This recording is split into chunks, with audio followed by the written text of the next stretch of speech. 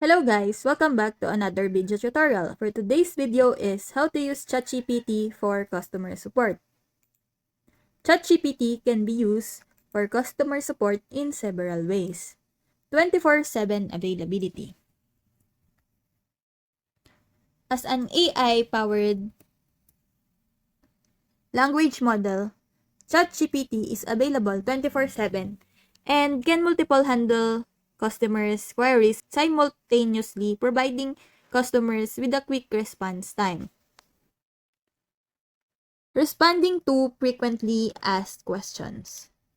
ChatGPT can be trained on a set of frequently asked questions related to a product or service, and you can provide instant responses to customers.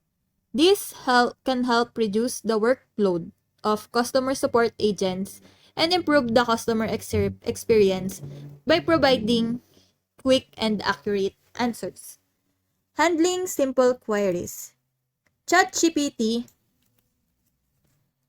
can be also used to handle simple queries such as order tracking, product information, or basic troubleshooting.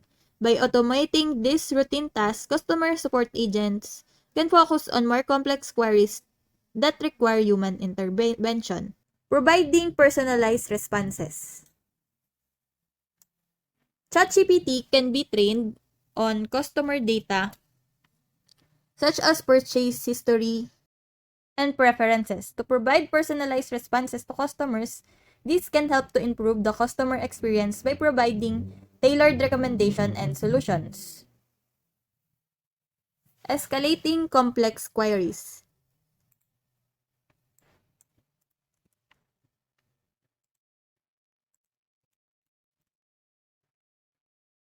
In cases where ChatGPT is unable to provide a satisfactory response, it can be programmed to escalate the query to a human customer support agent. This ensures that customers receive the necessary support for complex queries while also reducing the workload of customer support agents. Overall, ChatGPT can be an effective tool for customer support, providing customers with quick and accurate responses to their queries while also reducing the workload of customer support agents. However, it is important to ensure that the system is properly trained and monitored to ensure that it provides accurate and appropriate response to customers. So that's it. I hope that you learned something and this video helps. And if you have any questions or comments, kindly put it in the comment section below and make sure to subscribe and like to our channel. Thanks!